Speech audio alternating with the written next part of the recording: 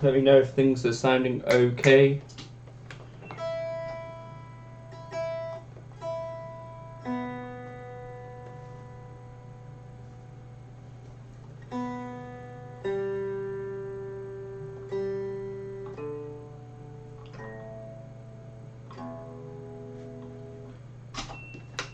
Why is that squeak?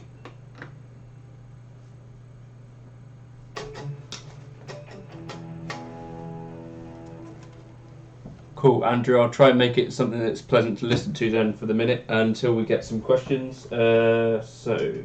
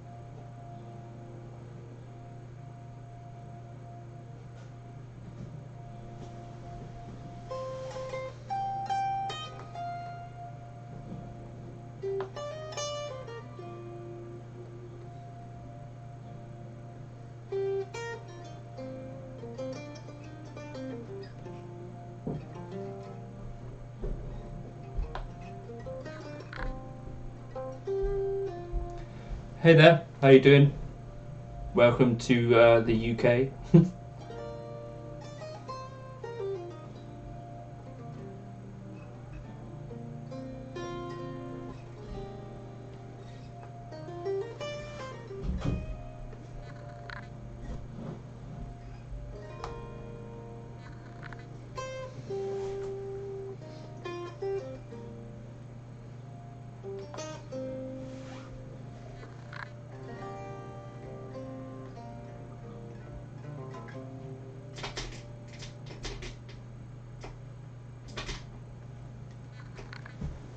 What's on? So today I did put up a little alternate picking link that you might want to check out on Facebook and also on YouTube. Because I was on here this morning and Stephen pointed out that I don't do so much picking stuff, so I thought it would make sense to try that out. Alternate picking was something I used to do a lot of in the past, so maybe that's something that you might want to check out. Copenhagen, cool. Felipe, that's alright, hopefully it's useful stuff. Hope you're doing okay out there in Latvia. Thomas, cool to see you, dude. Thanks for stopping by. If you've got questions and stuff, I'm happy to try and answer them, or things that you want me to play. I guess we can try and do certain things, but anything. Oh, cheers, Andrew. They're slowly finding me. So the legato lick that Sam was talking about is this one that starts like this. It starts in the 2 of whatever key you're playing in. Oh, I'm out of frets. Have you talked about the way that I visualise the fretboard?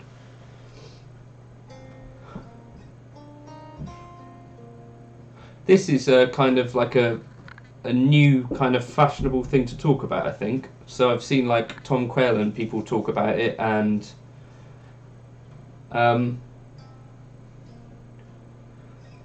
I would have to say the only real way that I can visualize a fretboard properly is in terms of I see, like, say I'm like at the moment I'm playing over an E flat major kind of thing. I can visualize all of the E flat major scales, if that makes sense. So that's basically one scale, isn't it? But that I can see that kind of everywhere. And I think I've said this once before, but I guess the way that you can check if that's what you've got going on is if you can do this sort of thing.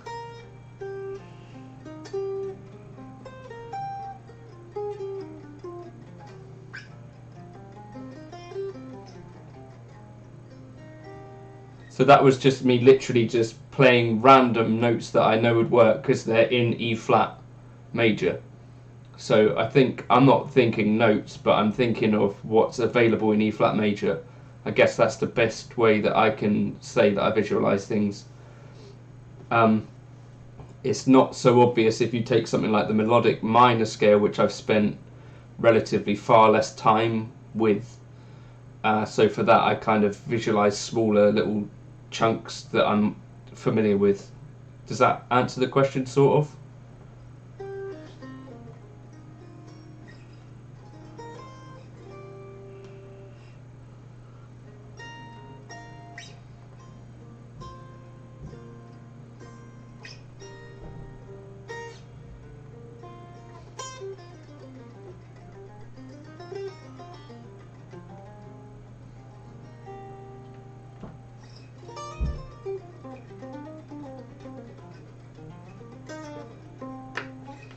Yeah, I think I'm in exactly the same boat as you, Andrew, and so 3 at a time is basically all I can be bothered to do, to be honest. And so those tone junkie ones, I've got 9. Um, I think those are the free ones, and I basically found that I like the Voxy ones. What are they? Alnico, whatever, for kind of some clean tones because they've got quite a lot of chime to them, and I found that I like the Jensen speaker for some of this kind of higher gainy stuff. I was hoping that I might be able to blend the two, but I've not found a way that that worked so well just yet.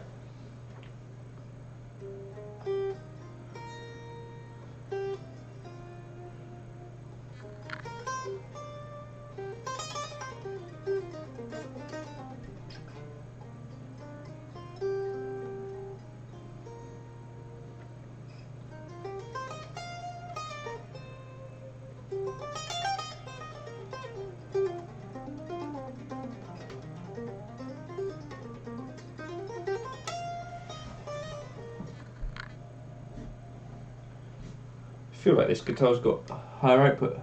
You bought the own hammer, yeah. Own hammer, sorry. Alright, Rick, how you doing, bud? So, I have the free own hammer pack that they did years and years ago.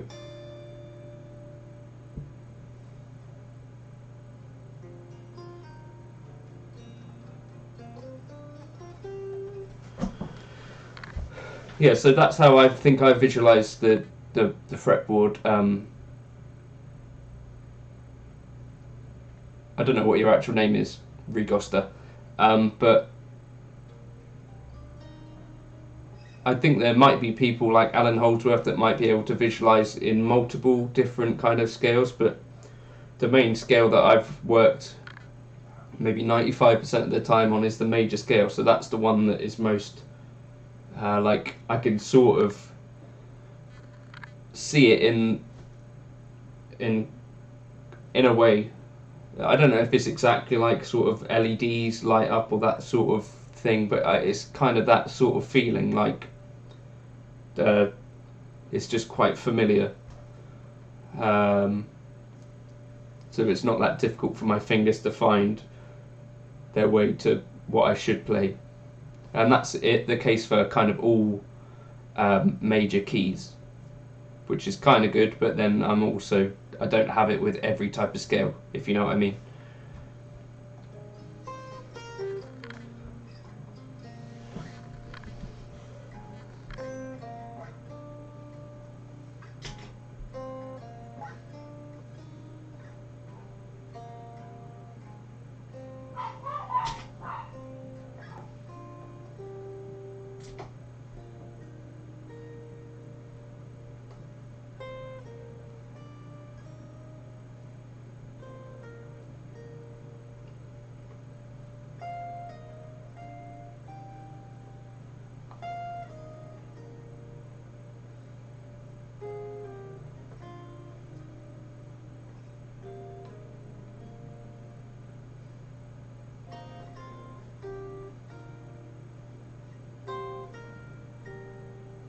Hey Des, it's not the morning anymore.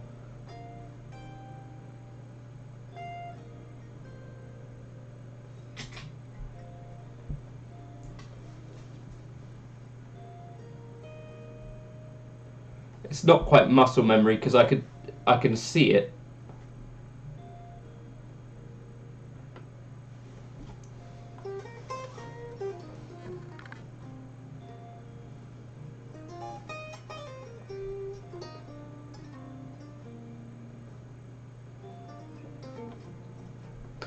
I think everyone finds that their playing is repetitive to some degree because you sit there. You're on nights. What are you doing on nights, Des?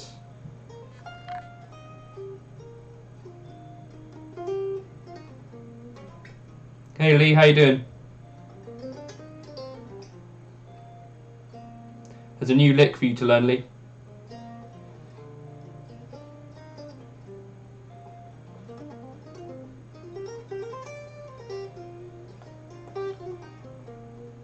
The chat is that I'm playing Gary's guitar.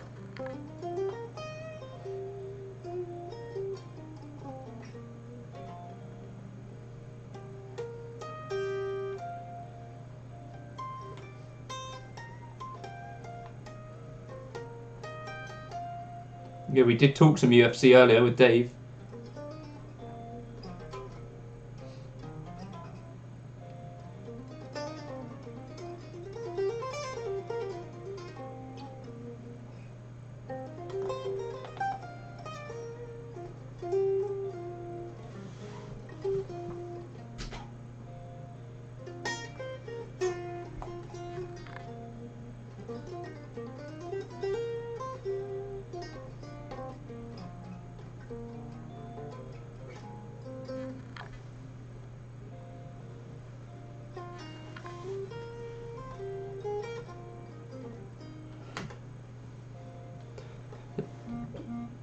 Got your box off the van, nice one.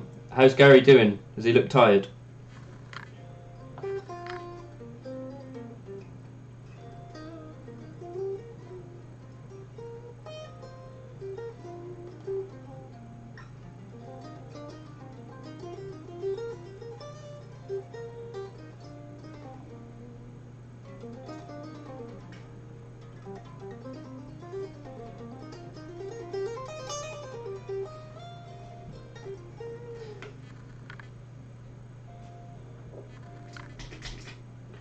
Andrew, I'd be interested to know what you think of as bad habits, because it's kind of my opinion that the more you play the guitar, the more you kind of get out of it.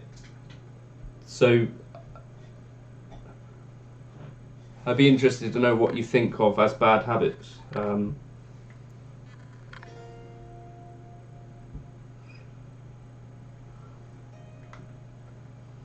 anyone know how hot the pickups are on Eric Johnson pickups? Eric Johnson guitars.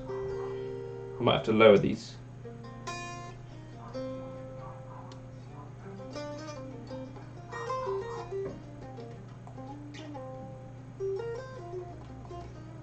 Hi Doug, how you doing, buddy?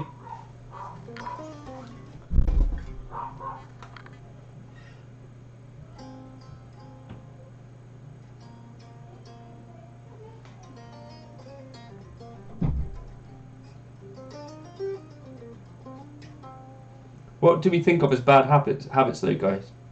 I can turn up the volume, yeah, just let me know if it gets too loud.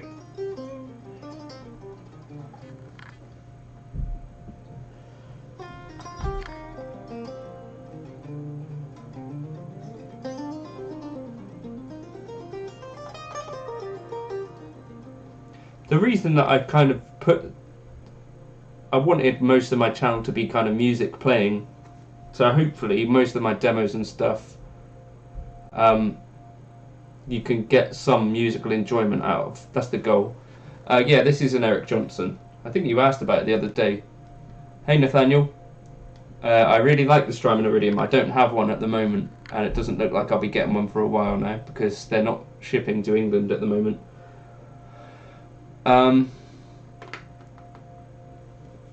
But it feels to me like the pickups are a little hot on this, so I might need to lower them. Still much quieter than the mic. Shall I turn the mic down? Because normally that'll help. let me know what's going on.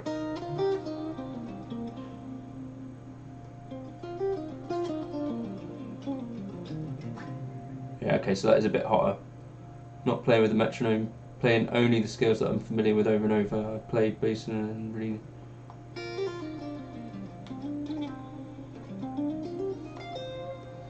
So the thing playing with a metronome is not necessarily necessary. I don't know why I said necessary twice. But if you're playing along with actual, like a drummer type thing, or you're playing along with track, I think that's also got plenty of benefit to it. I think the real benefit comes from a metronome if you're playing them super slow. Are things a bit more balanced out now?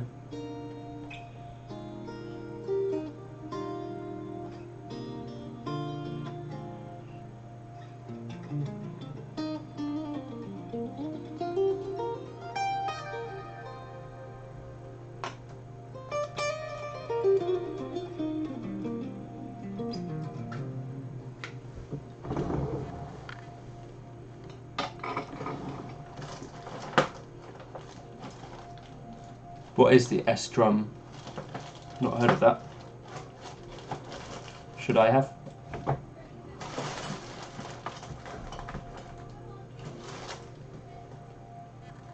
Still quiet for you?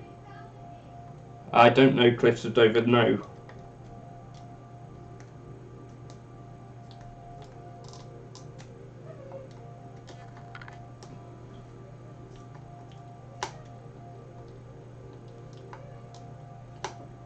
It's actually one of my least favourite Eric Johnson songs, weirdly enough.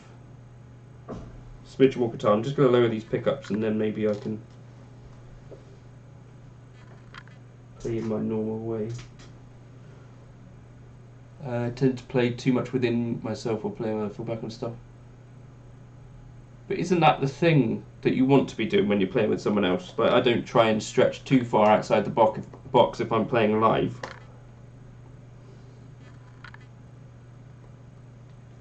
Because you don't want to be that guy who's playing all of the notes necessarily, do you? Okay, I had the trio for a bit. At the time, my timing was too shocking to get it to work with me.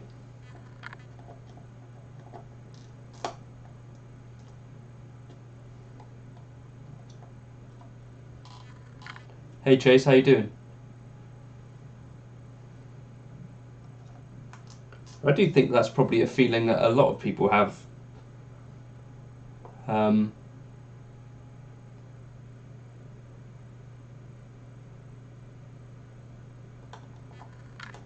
So if you're playing the same thing over and over, guys, why don't you try playing something in a different position? Or take that thing that you play over and over and add one or two different notes to it. I think that's kind of like a good place to start. So in classical music, there's this thing called variations and transforming a part. And that's one way of kind of, you know, you play something fresh.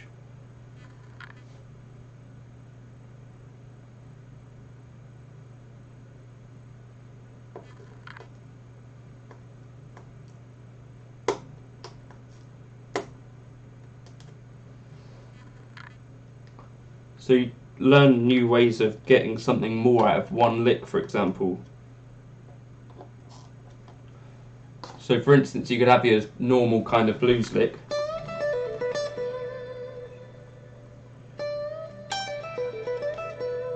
Just add in little variations. That's one way to kind of surprise yourself a little bit, I guess.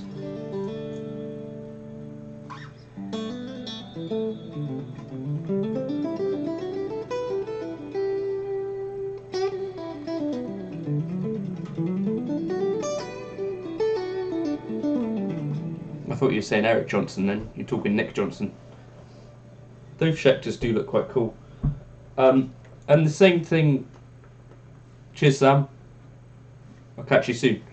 I don't think it's about making massive strides. It's more about like learning little small things that you can use kind of right away.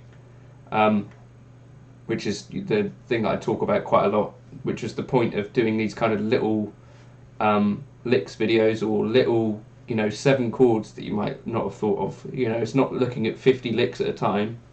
It's kind of looking at one thing at a time. All right, Jake.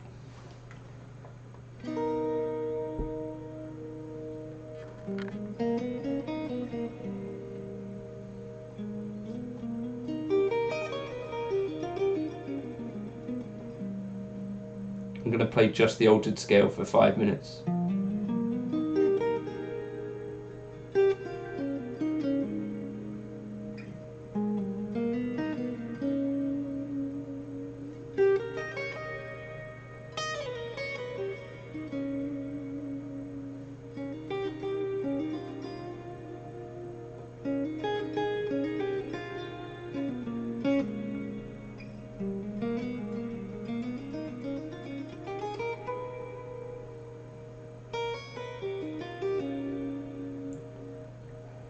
You're bragging, Andrew. That is really cool that you've managed to meet those two. Eric Johnson's basically my favourite player. Yes, it was.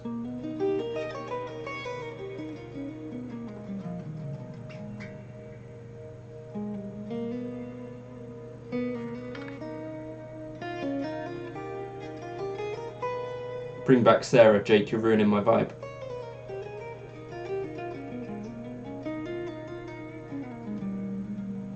See you, Doug, have fun.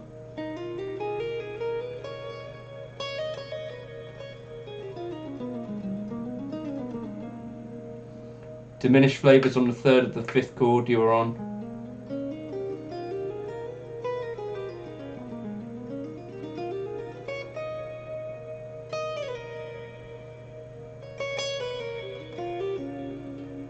Well, don't do it every time is my advice on these things.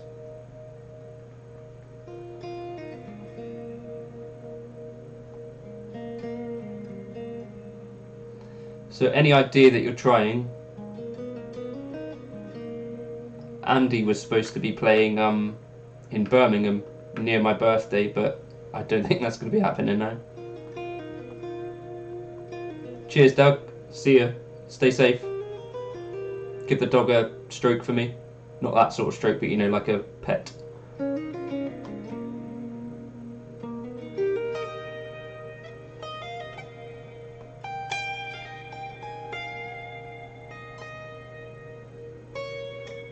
I'll get to that in a sec. I'm just going to try and figure out my way through the altered scale a little bit more.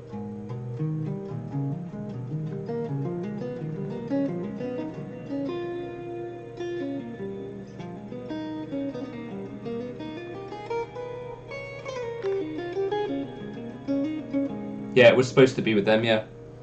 And a friend of mine called Paddy. Yeah, so before I used Hawk picks, I used these big stubbies. But they're just not as good, are they? Let's be honest. So yeah, now I have to treasure the Hawk picks that I do get. And I've just dropped it.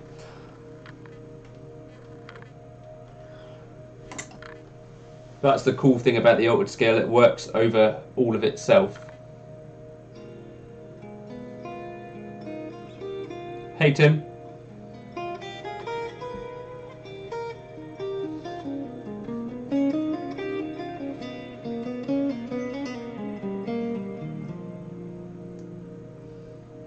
So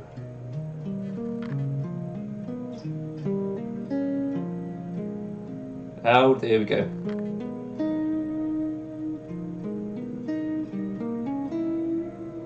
Oh dear.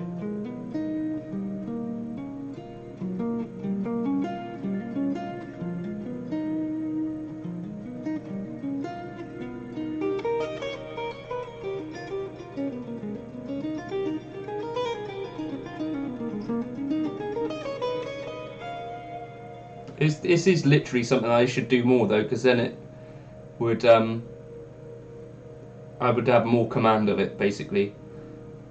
Because I can do this in the major scale all day long, but not so much in the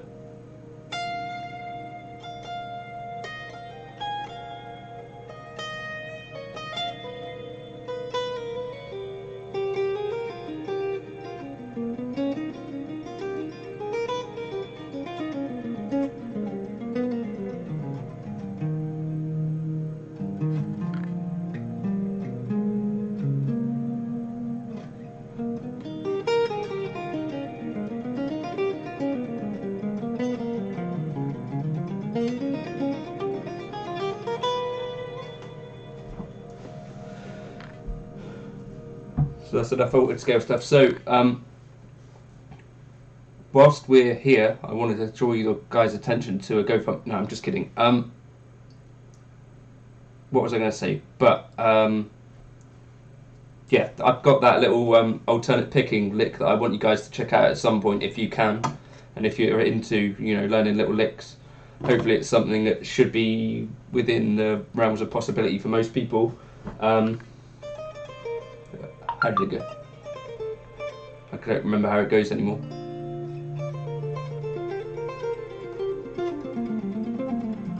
That was the lick.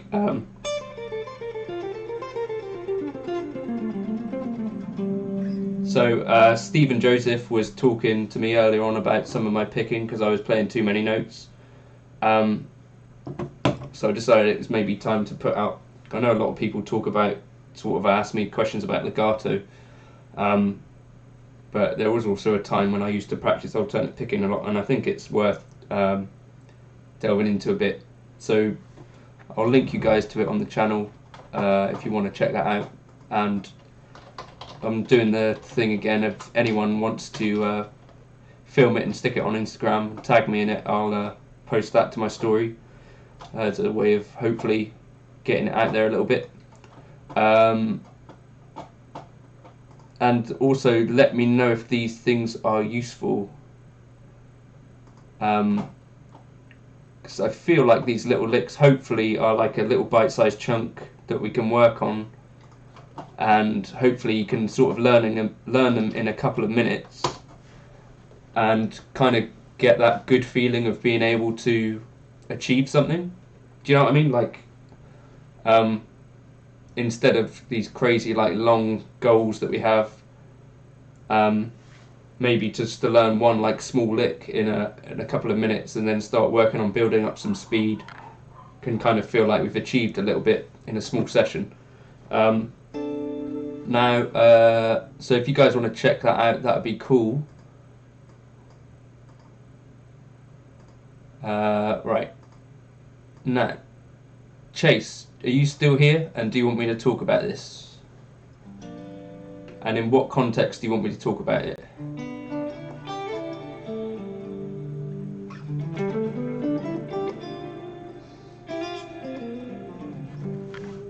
Probably going to have to turn off some reverb and stuff if we're going to talk seriously. Let's turn that off. Oh.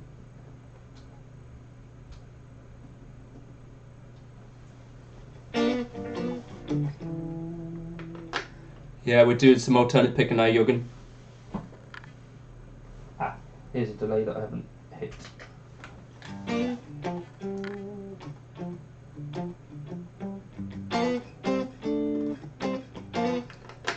So where I like to use them, I think I discussed that a little bit on the legato one, didn't I? I build it off of the 2. However, that lick kind of does work almost anywhere in the thing. This next one again is a similar sort of thing.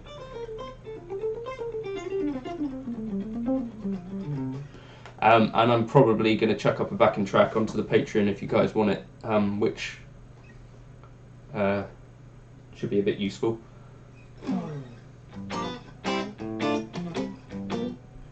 Cheers, Des. Have a good evening, buddy.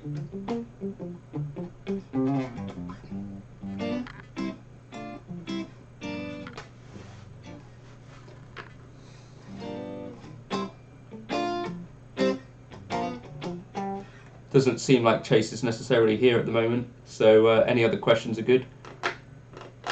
Reaper, I really, really like, Andrew. Obviously, there are plenty of other, digital audio workstations. So, like I said in the video, I've used Reaper for quite a while now, but before that I used to use Cubase. And I've got friends who use Logic, and at university, which I didn't learn a thing at, I had to use Pro Tools for a bit. Which Pro Tools was the most alien to me. But I guess you'd expect that if you don't use, basically you get as much as you put in out of a digital audio workstation. It's kind of like another instrument in a way. So you can sort of learn to play the workstation, if that makes any sense, but you kind of learn like keyboard shortcuts and all this sort of stuff. How to style your hair like John Cordy.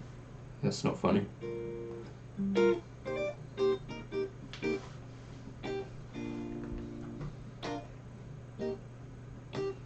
I don't use Reaper for video editing, no.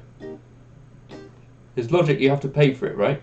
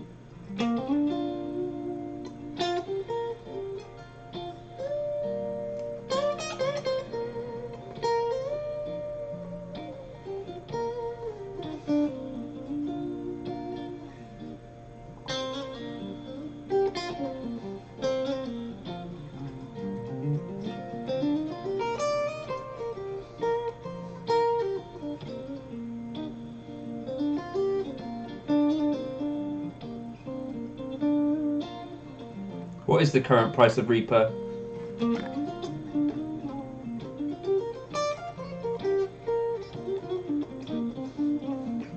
Cheers, Jason. Enjoy your meeting.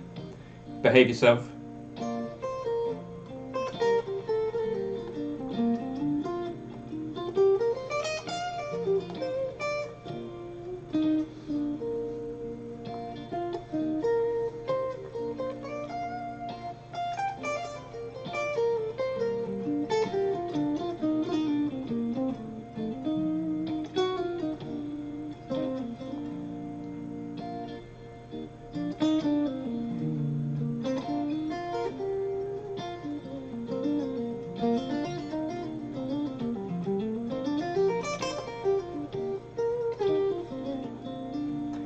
Studio One, is that PreSonus?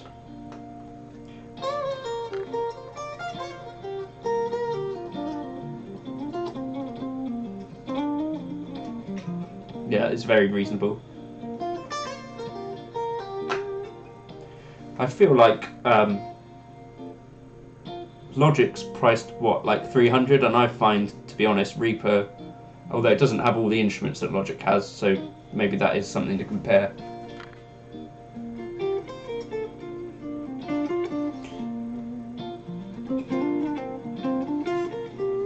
Anyone got any requesty type stuff or questions they want me to cover?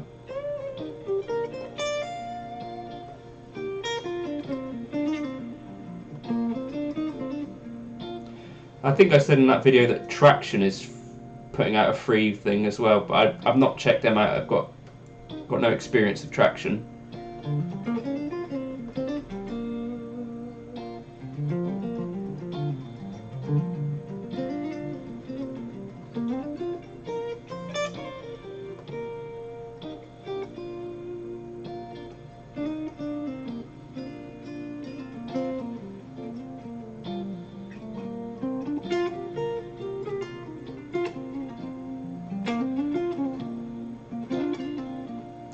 EZdrummer is pretty good.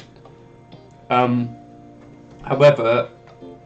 I use Native Instruments now because that's got pianos and basses and all sorts of other crazy stuff.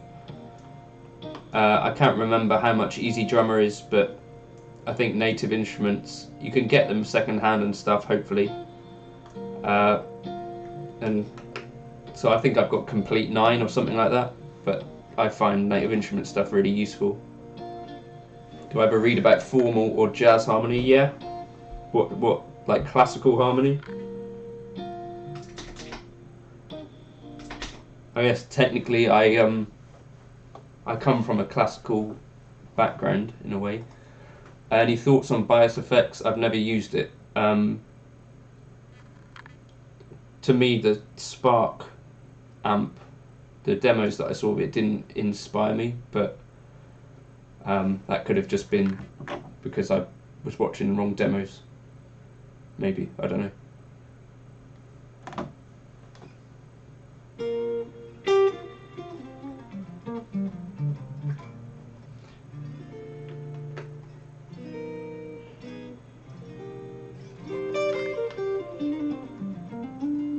And also jazz harmony, yeah. So, but I think actually one of the Jody Fisher books were some of the places that I learnt about jazz harmony. Plus, you know, websites like Matt Warnock or you know, these kinds of places. I'm not a crazy kind of I don't go too far down the theoretical side of stuff. To me, I find it's kind of more useful to play the actual tunes. Because if you listen to players like Charlie Parker or whatever, it's not like at that time, or Wes Montgomery, I don't think they had, you know, like a formal jazz harmony kind of. There wasn't anything written down at that stage that I'm aware of. So I don't think it's necessarily a fully kind of a theory-based language. I don't know. Might be talking bollocks.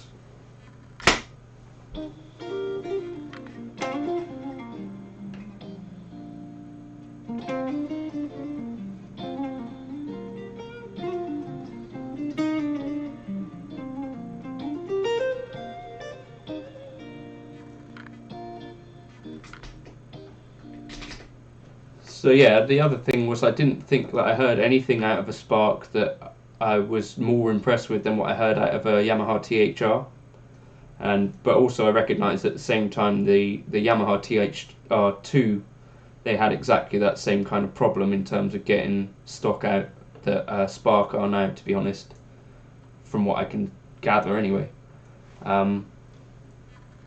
It's sort of smart in a way, I guess, to try and, you know, get influencers and stuff to play the gear, but if you can't then deliver them, I'm not sure that it necessarily translates all that well.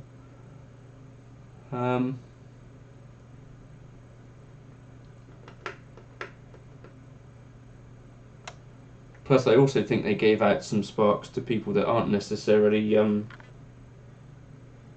Well, I'm assuming they gave them out. I'm not sure. It's difficult to tell, isn't it, with these things?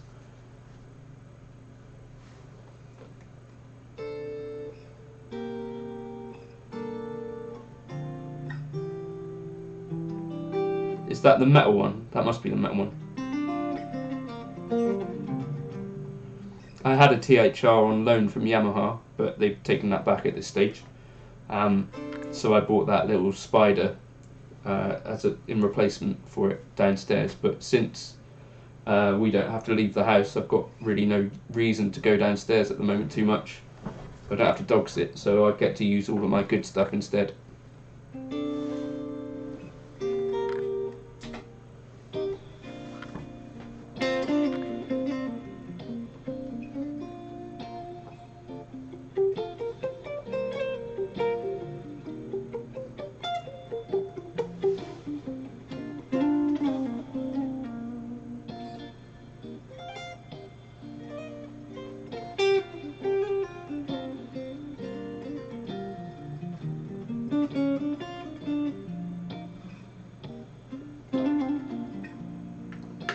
Yeah, there's a few sounds that I really like on the THR. I also think the Vox Audio, to me, that sounds better than the Spark in the videos that I've seen, in my opinion. I could be wrong again, but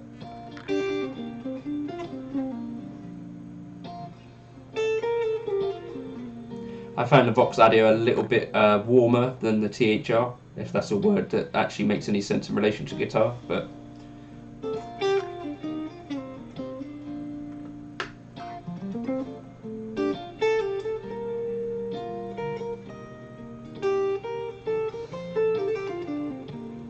And also the THR you can use as an interface, which is huge. And you can literally record it, and it also has two parallel, like a stereo direct signal which you can reamp, which I think is awesome.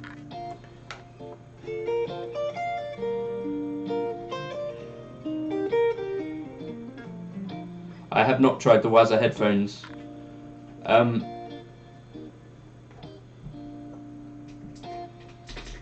sort of skeptical about them, if I'm honest, although I've heard good things from people that have used them. But to me, I'm quite used to using normal headphones anyway, if you know what I mean, like as in a good set of studio headphones, like Bayer Dynamic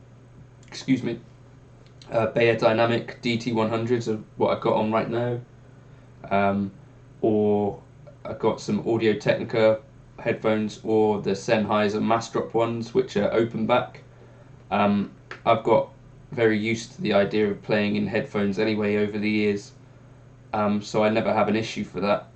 I think the idea of the Waza headphones was to try and bring in some of those people that have that feeling of missing an amp in a room, whereas I've always kind of been okay with not having an amp in the room, if that makes any sense.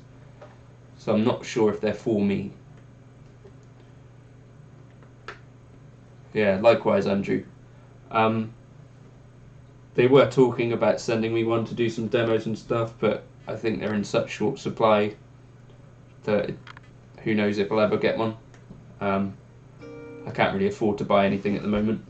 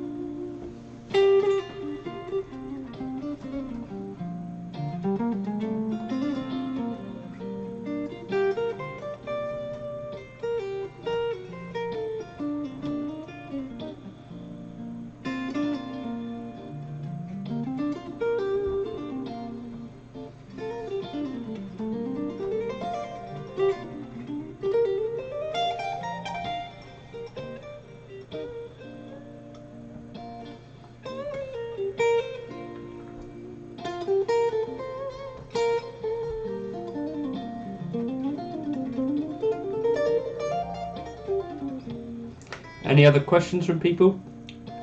I'm going to treat this like this might be the last 10 minutes, so get your questions in now. I don't know whether it will be or not, but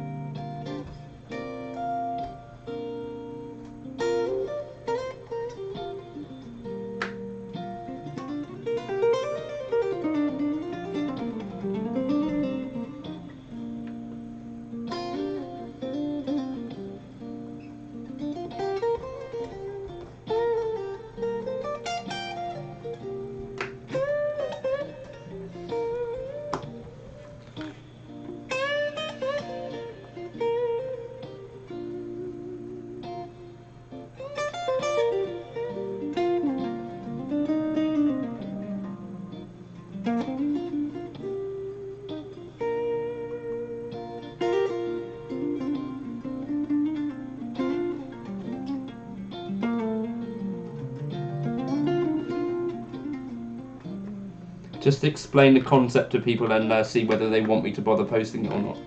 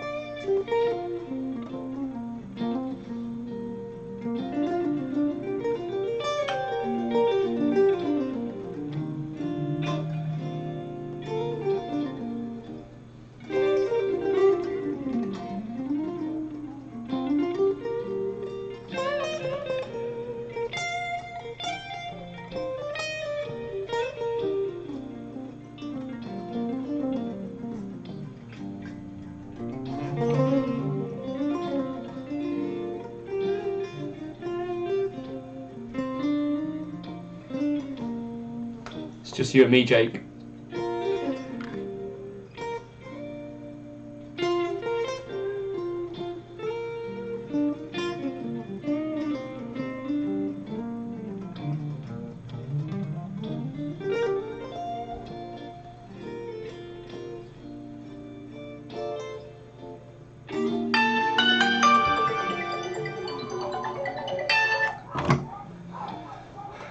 Right, that's a call from someone at Yamaha, so I need to answer this. I'll see you guys later. Cheers.